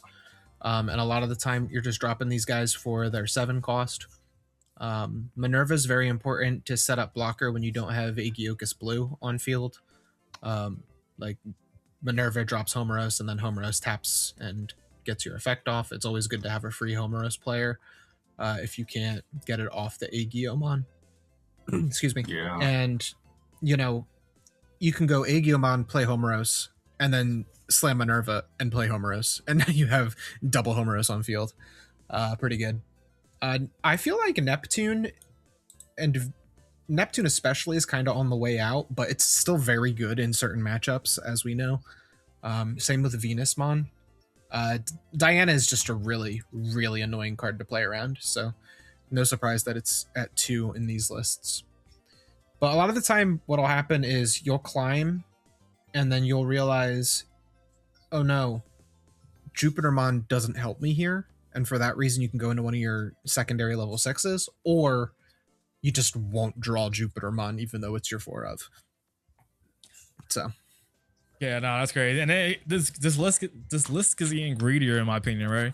The Tamers, 2 Asunas, 3 Noris, a Danny Cannon, and then 3 Homeroses. And then options is the Abyss Sanctuary Throne, and then Blinding Ray. Where is theater in this list? I feel like it should be at least, 2 theaters, maybe. Again, I'm not someone who plays a deck, but that more searching helps. I don't think we really play theater anymore in Jupiter unless you're heavy on Dan and Cannon. Like, this Dan and Cannon here is basically 4 game. Like, right. Our other Jupiter list, to spoiler, we haven't gotten there yet, but the other Jupiter list is only on 2 theater. Like, first of all, the worst thing that can ever happen to you is to reveal ruin mode with theater. Right. Like, a lot of the time you just go for the lock and call it a day. It's the Gatsumon issue all over again. And yeah, exactly. Because you're doing everything for free anyway, honestly, that +2 memory sometimes doesn't matter. It's like the real reason we run Blinding Ray is, yeah, +2 memory, but I have an on-demand burn security. So sure. Trigger Inori, trigger something, trigger something else, trigger this, studio trigger. Yeah. Next we got is Volk at number 3. My boy. Another Geno deck. He's played a lot of TS decks. This feels like a pretty regular Volk deck. You want your searchers at your low end and your trash one draw ones with the Coronas. And then you also got the starter main to Evo for free. Pretty good. And then there's August searchers, your options as well, I believe. Blimpmon and Marimon are like your mainstays for champions. Blimpmon is a solid searcher. Marimon is just another draw one, was a trash one, draw 2 on as a main effect. Pretty good. And then sometimes you just don't run 5s and you just go Volk, Marsmon, and Dianamon in this case. And Volk, you really don't care because you're going to hard drop the Volk for 7 and you tell your opponent can deal with this with double protection underneath most likely. And if they can, just win the game. Yeah, just win. Yep, pretty much. And then, this is a fairly standard Volk list. What is this, 17 options? Did we get 21 options? Sorry, this is heavy on options. Yeah. We got Monica, 4 Dan and Cannons. 4 Dan and Cannon is the MVP of the deck. Asuna, solid card. And then the options get crazy because he has some things I'm surprised about. Gravity Crush is 1. I'm surprised he's running Gravity Crush. And Congo, he says no to Beelstar. That's what that is. Yeah, I'm just going to go kill myself now. 4 Divine is just obvious. Factorial area, important. In between theater. Do you run 4 in between theater in this deck too? Oh yeah. 4 theater, 4 divine arms. I'm even on 4 factorial area, but 3 is fine, honestly. Yeah. You're getting honestly multiple Dan and Cannons, so early game, I'm gonna pass you 3 or 4 memory just so I can play a theater for free. Like, I think this option lineup is pretty standard. Congo, I think, instead of Beelstar, is mostly for I mean, yes, also, Beelstar, but also Angels. Like, yeah, that too. This just wins you the Angel matchup. And what's very cool that maybe you don't know this, viewer, but Toy Agumon searches any option, not a TS option. Yes. So you can grab Yep. Crimson Blaze off of it. You can grab Congo off of it. It's pretty cool. Gravity Crush, I'm not Yeah. a believer of, but if you need 2 more memory, then you need 2 more memory. Like, Who am I to we all, know stop you? we all know why Grav Crush is at 1, right? Yep. Next we got is Angels at 4th. This is TS Angel loot basically. I don't think there's anything crazy. You're gonna see your usual stuff, your usual suspects. You're gonna have your starter main pattern from BT4. Never mind, it's not the BT14 one. This is the promo pattern with a searcher pattern and a searcher Electmon. Interesting. Never mind. I feel like I get why sometimes they don't run it, but at the same time, I think BT14 Pata is just so goated when you're comboing with Asuna. It's like guaranteed. I feel like you're gonna have it because what the goal is, you go to that Pata, Asuna, you drop Pegasus on, and then on your following turn, you go start a turn Pegasus, put an Angemon in security, and then you raise Padma, and you just get that guaranteed Evo. You also have a guaranteed Evo in your hand with the Pata if you don't open like that as well, which is pretty good. It's just interesting to me. Then you got your CS Angemon, the Hudi Angemon, mixed with the Ascension Angemon, and you got Blimpmon, you got Pegasusmon. These are like your mainstays of the champion levels when it comes to this TS loot deck. Pegasusmon does everything for the deck, I feel like, in the sense of setting up, because it's just such a good setup card for it. And then like you play out your stuff, you get to where you need to with it. It's just so good. And then your fives this is your standard fives as well. 4 Magna, 4 new Shack, and then 1 of the old Shack, because guess what? Still meets the same color requirements. And at the end of the day, that's all that matters. You want to just DNA and get into it as fast as possible. And then with good alternates, inheritable and main bodies. So if this dies, you're going to get something back from it. And then at your 6s, you got Juno, Minerva, and Minerva. Usually, you don't really see the BT14 Minerva as much. But hey, this is another way to get another body on board that can allow you to possibly DNA if you already have another 4, potentially. I think the promo Minerva is cracked with this deck. You Very get good. 2 free bodies out of it. And Alliance Swings. Like, it's such a strong card. And then 3 Asunas. You don't really need anything else. And then at your options, Blind Array, Physical Training. What's interesting here is running Abyss Sanctuary Throne and Guardian Palace. What do you think about the Guardian Palace, Gino? So pretty interesting. It's very mean to do this to someone because you go like do your DNA whatever, and then Shaq puts an angel on the top of security, swing with Shaq, use Nyaro to burn your top security, play the angel, and now you can alliance with the angel that you just burned. Like, that's true. Yeah. That's pretty brutal. You're pretty risky with it, but that's why this guy kind of leaned into some of the more defensive options like Abyss Sanctuary Throne Room and the BT24 Minerva, because the deck typically has no defense whatsoever. You just go 0. like, right. Pray. You just go in.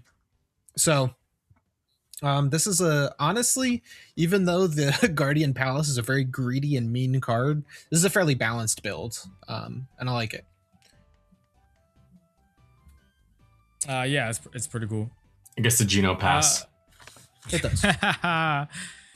Next is gonna be the Toho Braves, the first Toho Braves we're gonna see. We're gonna But not speed the through last. Toho Braves for the copies of it, because a lot of it is pretty standard. Yeah. ODBmon is broken. Just giving something that card's execute to be able busted. to swing at the end of turn is just crazy. It allows you to do so many things. Hey Gino, I don't know what execute does. What does execute do? It means Sesenomon wins you the game. Next. Nice.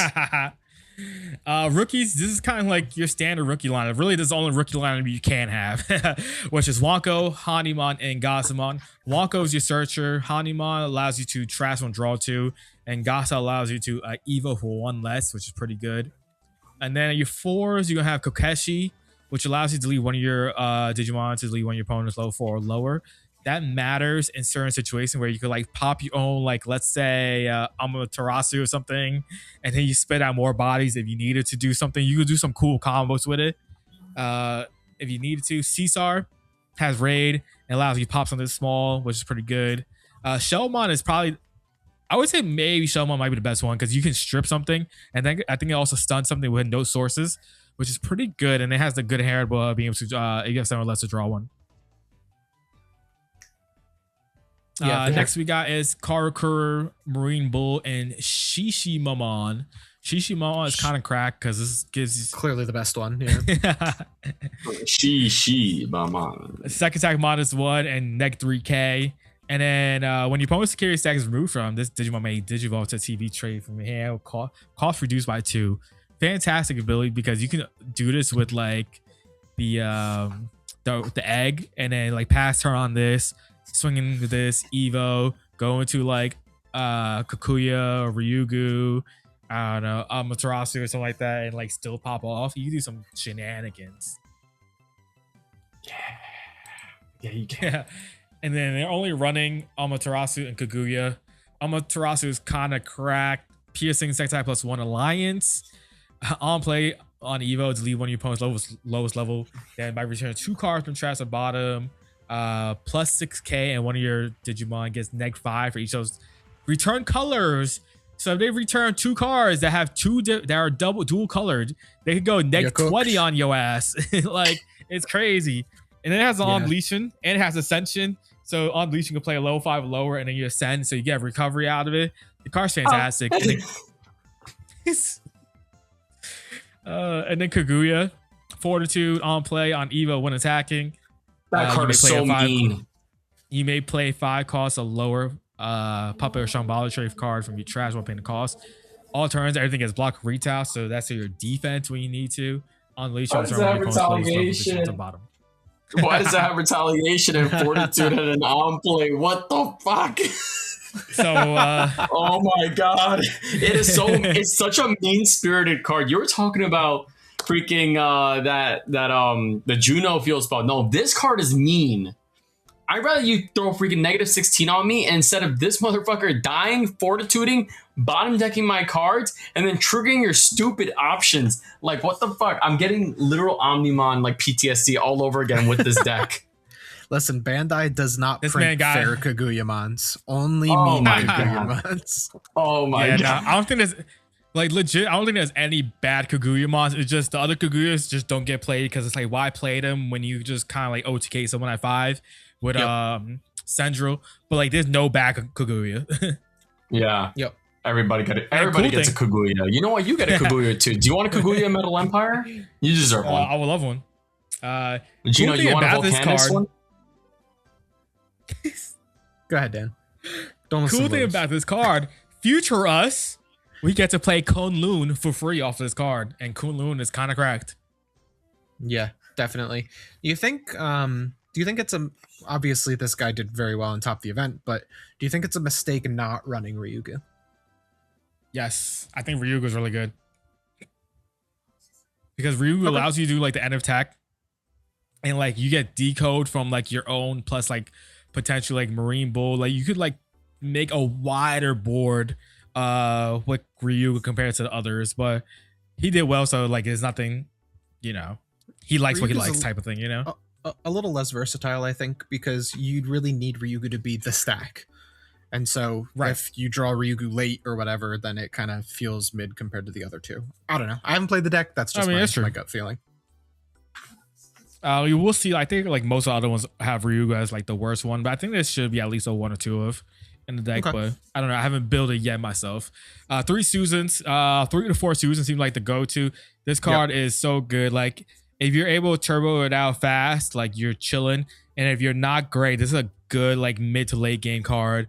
Your whole stacks die or something like that. Great, you have everything to fill it to play Susan for 7 or 8, whatever the number is. Card's just dumb as all hell. Yeah, very. Analog Youth is kind of like the go-to tamer for this deck because you want to fill your trash. You have things that play from the trash, obviously like Kaguya, and then obviously you want to do the Susan assembly faster as well. So Analog Youth is fantastic, and then the options just probably the main option you'll see besides the Crimson Blaze. You want to see the Sun Moyujin Arrival. I probably Crimson just butchered that Blaze. name. got Kunlun's it right. Imperial Decree, the Memboost, and then you got Genshi Continent and Ashino Island. This card is pretty cool. It's your fueled spell. So when you swing, you could also evo for 1 less or 2 less, something like that. Pretty cool card. And then security effect, you play a 5 cost or lower Shambhala trade card from your hand or trash. This also could play Kunlun as well if it gets hit in security. Yep. Genshin Impact, good card. Genshin Impact is crazy. Next, I hate you next so guy much. is Galacticmon. Galacticmon makes 6 plays Doing here numbers. in CoreTCG. Yup. It's fantastic. Galactic is just Galactic. Ain't not much you can talk about here. There's nothing really special besides. Oh no, this is not the list that runs it. He's running 4 of the Uni Emblem. I'm sure that helped him a lot and let him speed up. And then in today's game where tamers are so prevalent, I'm gonna go into my promo Destro. We're gonna kill your tamers. Blah, call it a day, and just move on from it, right? That's so funny. Yo, that wasn't planned, by the Lewis, way. I'm so glad you're on this podcast. Oh, man. Yeah. Man. This Man, when I man tell just you, here my for brain- the, My brain turned off as soon as I see Galactimon. Galactimon makes my brain just turn into bread pudding. oh, I'm like, what do you do? So I don't got. I'm like, you're gonna punish me for playing tamers? All right. Like, what am I gonna do? Next one we got is Jupitermon. We got Demi Devi in this one. Free Evo, a nice inheritable when attacking, draw 1, trash 1. It's pretty good. Everything else pretty standard. He's running the promo Agio, the worst Agiomon you could run. But I mean, that block can pop up sometimes, I guess. Everything else? You just want a 9th Aegyo is basically what this comes down to. I tried it and it wasn't for me, but I understand the decision behind it. He got just Diana. these guys right Jupiter. here. Yep, and his megas is just Jupiter and Diana. 3 Diana, so he's on 7 megas. Interesting. I see a lot of people running the Dianas, and I understand because there's a lot of cards that are just like, swing willy nilly, and you stun them, and you can't let them do that. What was that? Ruin Swing willy nilly. Yep. Tamers, 4 Hirokos, so seems like a lot. 4 Inoris, an Asuda, and Homeros. Gino, what do you think about Hiroko in this deck? I like Hiroko. I prefer Hiroko over Asuna in a Jupiter build, honestly. The old 3-cost Asuna. Interesting. Yeah. Because honestly, you'd rather. Oh, this is just have the cards. new Asuna. I didn't realize. Yeah, that's new Asuna, which is cool as a one of. I dig it. Yeah, it allows you to evo into your TS stuff from the trash. Yep. So it's nice. I think honestly, in a way, it almost replaces Promo Hiroko. I run Promo Hiroko in my build, so that it works kind of like a scramble where I can grab a card back. But having the Asuna, like most of the time, the card you want back is something you're evoing into. So I imagine there's some really cool pop-offs where you can like swing with your rookie, go into Aegyo off Asuna's effect from the trash, use Aegyo's effect to go into the 5, like, and just pop off. So pretty cool. I'll take it. Cool list. For sure. Congrats on your top. Next we got Biosar. This is all Lewis's right here. The rookie's pretty standard, I would assume, right, Lewis? Yeah, pretty much. The Toy Agumon, a lot of people don't like playing. Some people just go Orgazi or Sparrow, 2 Lunamons. I'm a big fan of the Lunamon for jamming purposes, but Toy Agumon just seems a lot more like, the extra 2K makes it's almost like the same as the jamming at this point. A little bit, but For sure. that's fine. 4 Black Gato, 4 Scopemon. Wow, that's a lot of Scopemon. I guess they just wanted to gain that memory. Oh, I see where that last slot went to. Double Chimera, 4 Lady Debbies, and only 1 Satella. Okay. Someone's not afraid of, de-digivolving, but is oddly confident in their ability to play back a lot of level 4s. just to go into Chimera. One Alright. Beelstar X is crazy to me. Yeah, it looks like. Well, the argument could be made that Man was priced out. the He second couldn't side- afford it. That's what happened. He was Okay, priced That's what I'm out. thinking. Yeah, Exactly He what I'm only thinking. could only afford one. He didn't want to. No, I'm kidding. He did not want to spend another. You He can did not price want to them spend out, another yes. $100. All right, fair enough. But in all realness, you only really need one, because even if you trash it for Asana's effect to draw 2, you can still just use the 4 cost and evo it from grave. Like, Sure, He was but what if priced you don't out. ever see it? He It doesn't threw matter. Callus in because he was priced out. okay, yeah, he threw Callus because you're priced out. Yeah. Okay, let's just go with that. I'm trying to give this dude the benefit of the doubt with his top. Like, yes, you can just play 1 and get away with it, but 2 is a lot cooler, you know? Like, spend the extra $100, get the second one in there. Yeah. Hey, maybe that's why he got 8th instead of 1st. Who knows? Yeah.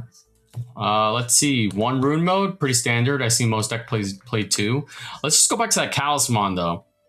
So, Talisman, what are you afraid of there, baby? Like, you're just trying to fight people right now on their turn.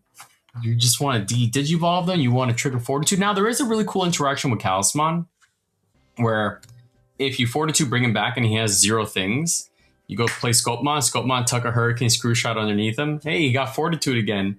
It's pretty cool, but That is pretty funny. you are susceptible to getting de-evoed back into an option. So maybe it's not the best thing in the planet, but hey, you know, Talisman works sometimes. Like, sometimes you just going straight into it. But yeah, rune mode's cool. It literally only goes over your Beelstar and your Beelstar X. Sorry, Talisman, you are not a purple card this time. Sure is not. So yeah, you know what, Gino? Yeah, he probably was priced out. 4 and 4. 4 and 4 best girl. Yes. The rest, yes, indeed. The rest is pretty standard, right? Pretty Like, standard. you want your 4 4 bind, bind 2 red trigger, quartz. your Durblitz, and then the 4 Hurricane Screw Shots. Some decks opted to play 3 Hurricane Screw Shots for the extra slots. Is that for our options? No, Yes. no searchers. No. Okay, so That's it. opted to play the 4 Hurricane Screw Shots instead of the 3+1 image. I like image. I'm a big fan of, you know, searching cards and just getting cheap evos out there. But I guess you know, He was priced out. No, he's priced out. Yeah, that $15 broke the bank. Yeah, I'm kidding. I'm man. kidding, bro. I'm kidding. I'm sure you made the choices that you felt were right, and obviously they paid off for you. So, congrats on your top. It's definitely a mind game. He's like, well, where's the second Beelstar X coming out? There was only one. And they're like, Gino, Yes. you enjoy yourself some Glowing Dawn. Talk about this as we scroll through it. This is pretty standard Yeah, sure. myself. Yeah, Glowing Dawn. Obviously, you run 4 of the when moving Gecko. That's your best rookie. And then you have a Corruptmon to get some stuff back. And then looks like we're heavy on searchers. This deck is running 13 searching rookies because it can. You're never gonna whiff, right? oh yeah. Right. And we're even going with the 1 Lylemon. Yeah, I mean, all of these rookies, every rookie that has the words Glowing Dawn on it is good. So, like, you really can't go too wrong with whatever you pick, as long as you're not heavy on reduction Lylemon. Level 4s are honestly what we're starting to see of. A lot of Armaliza, the one that plays your option. And a lot of the Cougar that evolves for 1 less, while also basically giving you a draw 1. It's cool to see the 1 of Wolvermon. And obviously, we all know free Evo Cougarmon is good. It's just a little more resource intensive. Blocker and hair up, blocker on face. Pretty good for Wolvermon. It's also a 4 cost, which means you can play it off of E-Pulse. Sorry, forgot the name. So you play it off E-Pulse if you need to. For sure. Level 5 lineup is pretty standard. 3 Final Judgment, 2 regular Monarch Liza, 2 BT25 Murasame, and 1 starter deck Murasame. Honestly, this list is more or less what you would expect, with the exception of the level 7 Imperial Dramon Paladin mode Ace. I feel like we'll get to it, but like, hold on. I feel like the BT25 one, Murasame one, should be higher than 2. The card is like so good. Yeah, that's a really good card. Most lists we see it at least 3. So, I don't know. I'm not a big believer of starter deck Murasame. So if it were me, I would be 3-2-3. But then we're on 4 Atratus, 2 Habakiri. A lot of decks are going with a 3-3 split so that you can OTK either way. I don't think it really matters. If this guy wants to play Atratus heavy, then play Atratus heavy. And honestly, he's on more Atratus because he is playing the one of Paladin mode Ace, which is wild, but so funny because, oh, you have a Susanomon in trash? Oh, you're setting up your, that's 3 memory for me. Oh, you need to set up security? Oh, you're playing a deck that just has a bunch of no source guys? I just win now. I think it's funny. One of our buddies in our other chat was saying this might be an IPM format. So maybe we'll see more IPM going forward. I love it. I'm gonna sleeve up Imperial Dramon. Gonna play Paladin mode again. As for yeah, I mean, it makes sense when there's so many. Sorry, go ahead. There's so many. You know, I was gonna say there's so many decks that rely on the trash. It makes sense for Paladin mode to come through and just say, nah, no more trash for you. Your deck is dead now. Right. Exactly. We're only on the 6 Tamers here, which seems a little low for Glowing Dawn, but pretty good. 3 Tomura Tenma, 3 Tomoro and Kyo, 2 Memory Setter Tomoro, and 1 Random Makoto. Kind of standard. The option lineup, though, is not standard because we are running 4 E-Pulse, obviously. 2 Glowing Dawn option and 1 Odin's Breath. Damn, what do you think of this one of Odin's Breath? Yo, I saw this and like died laughing. I was like, yo, that's some extra spice for no reason. If you can, but you can't, there's no way, I forget, you can like main place in security, right? Is that what it is? Or is it just neg 3k on everything? No, it's just, let's see. It's just neg 3k on 1 Digimon, and then if there's 6 or fewer total cards, all of your opponent's Digimon get sec -1. Yeah. And my man is like going for the gotcha. If he can trash it off of the Miramatsu-mon, yeah. Funny stuff. If you can trash it. Bro said, my list is perfect and I got a free slot. Here's Odin's. That's so funny. Here's Odin's funny. Next we got is another Volk again. We're gonna probably speed run the rest of these for the most part. Volk, I feel like you can't really make any different. If you want to make it optimal, like this is the only way you can really run Volk in my opinion. Everything you just see here is really standard Volk stuff. Like there's nothing that you're not going to not see in their deck. Yep, pretty much. It's pretty standard Volk. Also not running 5s, so yeah, that deck doesn't need it. Next, we got another TB. Again, this is going to be a pretty standard list outside the Hakubamon, which is pretty interesting because this allows you to play any, I think, Shambhala, or is it SW? Okay, it's only SW. It's only so SW. He gets to play out the island card, which is interesting because he's running 3 islands. He's not even running the boost in this deck, so that's why I guess he's running Louis as well. This kind of spice. Louis kind of get a free swing, I guess, at some point. Louis, I don't know if Louis is really necessary for this deck. Yeah, it's not, but at the same time, there's no on-moving effects for your rookies, so it's quite an interesting choice for sure. Yeah. Next we got is a Puppets list. Puppets made 12th place. Puppet can just do his thing still, right? As long as it's not running into like Millenniumon.dex or something that can hard counter it, you could just do fine with it. It's gonna be the same. Place, real quick. It's gonna be the same puppets. Sorry. Very interesting that the Toho Braves is only on 2 Susans. Say why? He probably got priced out too. You got priced out? Yeah, he got priced out. That's the answer from now on. If you ever are concerned about a deck choice or like, why did he do this? They were priced out. Yep. Sorry, go ahead. 60% of the time they got priced out every time. Yeah, Puppets is just your regular Puppets. And now you're running any of the new Puppet stuff, it looks like. Yeah, it's just a regular. And a Junomon. Junomon can play out something, I think.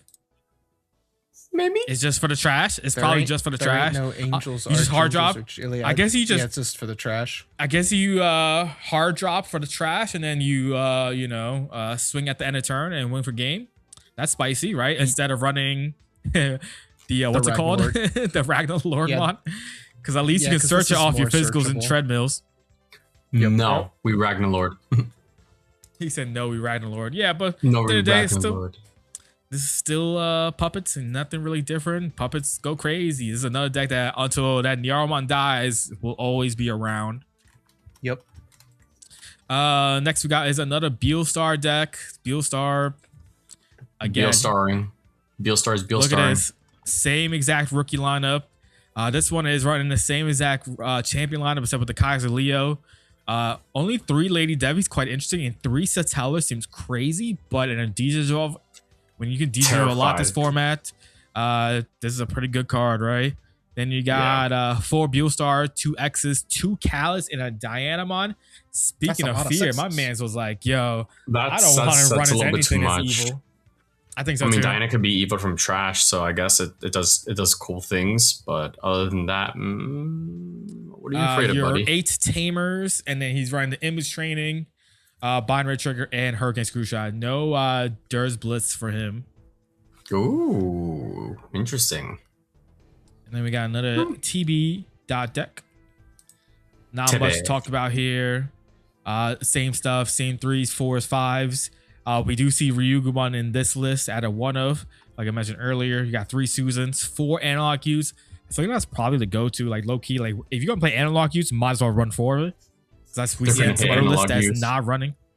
They're gonna We hit saw analog one running use, I feel it. 2. No. Shut up. Don't say evil things. We need analog use. Okay, Machine Empire. Pretty simple. Look, we don't even run that in our deck. Relax. And then another TS Angels. Again, you're not gonna see much difference. But this one has the BT14 one instead. And then the rest is pretty standard TS Angel stuff, right? Like nothing too out of the ordinary. I'm a little surprised that both of these TS Angel decks are not on the 1 of Cyclone Mon. Yeah, you can pop that out at any time. It's pretty good. And then we got Metal Empire, my go-to deck right now. We got your standard rookies. You're not gonna see anything else different. A little more than I'm running, but running 11 rookies is not bad.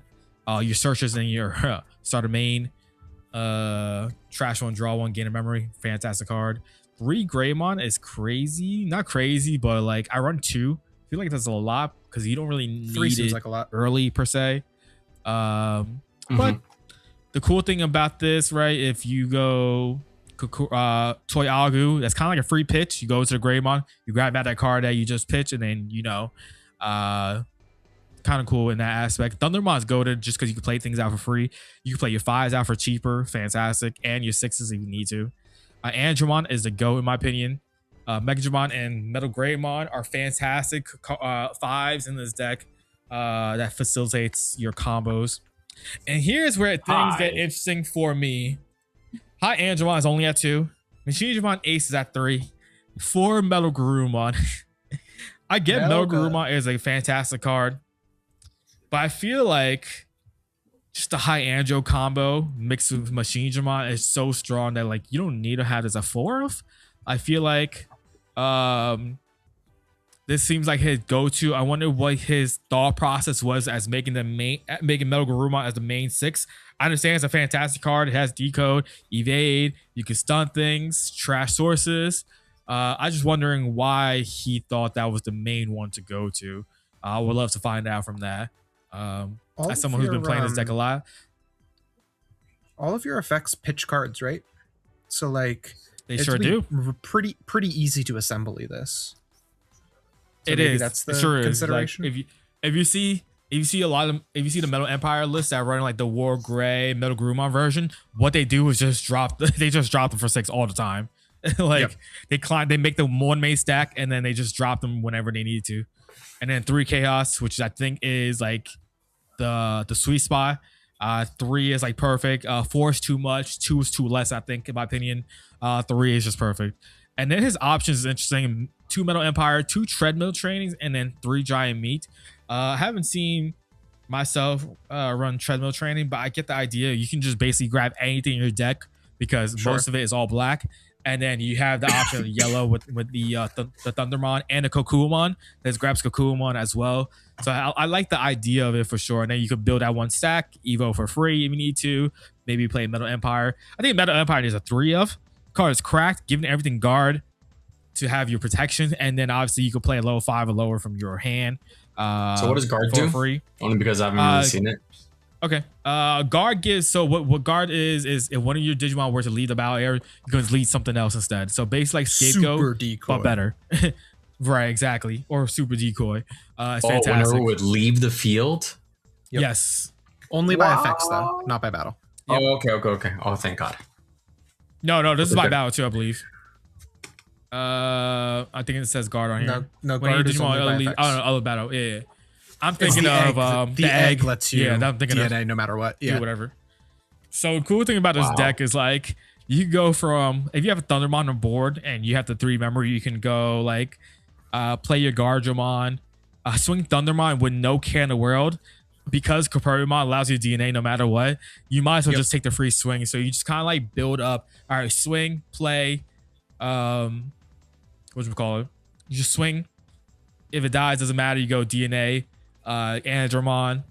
You go play a body out, swing with Anadramon. If you're able, evo the other body into another 5. Excuse me.